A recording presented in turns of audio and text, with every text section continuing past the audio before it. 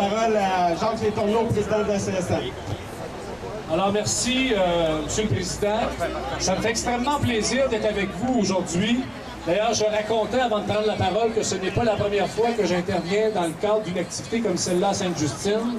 Dans une autre vie, alors que j'étais militant au Conseil central du Montréal métropolitain, j'avais la responsabilité du dossier de la santé et on avait organisé des activités dans un contexte où le gouvernement du Parti québécois avait mis de l'avant la politique du déficit zéro avec toutes les compressions budgétaires qu'on a eu à gérer, contre lesquelles on s'est battu comme syndicaliste parce que à la CSN, on défend bien sûr les intérêts des travailleuses et des travailleurs, mais on défend aussi des services de qualité auprès de la population. Et pour nous, les deux questions vont de pair. 15 ans plus tard, on est confronté exactement aux mêmes enjeux. On parle de 100 millions de compressions budgétaires pour la région de Montréal et de Laval. On parle de 4 millions de compressions à Sainte-Justine. Bon, les patrons, le gouvernement, le ministère de la Santé et des Services sociaux, ils prétendent toujours qu'il n'y a pas de service de coupé, qu'il n'y a pas de poste de coupé. Mais là, on est en train de s'apercevoir en parlant avec les militants et les militantes, les travailleuses et travailleurs du réseau un peu partout à travers le Québec, que c'est pas vrai, qu'il y a des services qui sont affectés. Et c'est pas vrai non plus que quand on met en application des politiques d'austérité budgétaire et de compression budgétaire, que ça n'a pas de conséquences sur les travailleuses et les travailleurs, ça n'a pas de conséquences sur les services.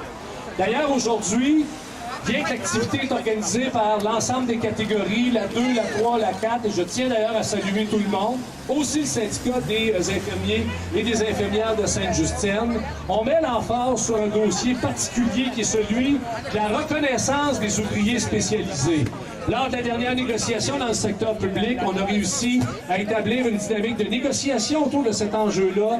Les patrons et les syndicats s'entendaient pour dire qu'il y avait un problème de service, qu'il y avait un problème par rapport au renouvellement de la main-d'œuvre dans le réseau de la santé, particulièrement dans ces emplois-là, alors qu'on sait très bien que dans le secteur privé et dans le secteur de la construction, quand tu es un électricien, tu gagnes 10-15 $ de plus que quand tu travailles dans le réseau de la santé et des services sociaux.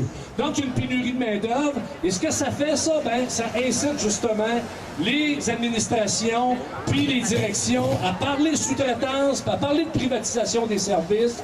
Et il y a des camarades au CHUM qui ont fait la démonstration par 1 + 1 = 2 qu'en donnant un sous-contrat pendant 2 ans des travaux qui auraient pu être effectués par les travailleurs et les travailleuses dans le secteur spécialisé, ben, on aurait fait des économies de 2-3 millions de $.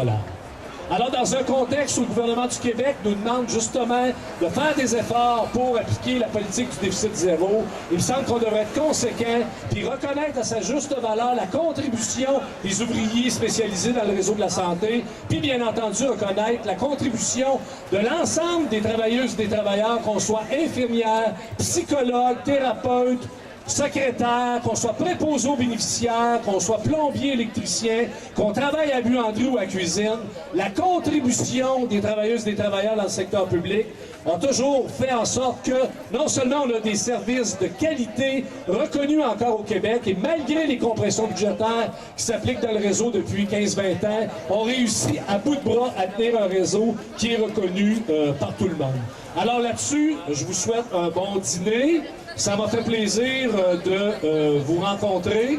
Je vais faire le tour tantôt pour saluer l'ensemble des travailleuses et des travailleurs qui participent à ce dîner. Puis je vais passer la parole quelques minutes à mon camarade Jean Lacharité, vice-président de la CSN, qui va, je pense, vous parler de la campagne de Leucan. Alors, solidarité, lâchez pas, la CSN est avec vous autres.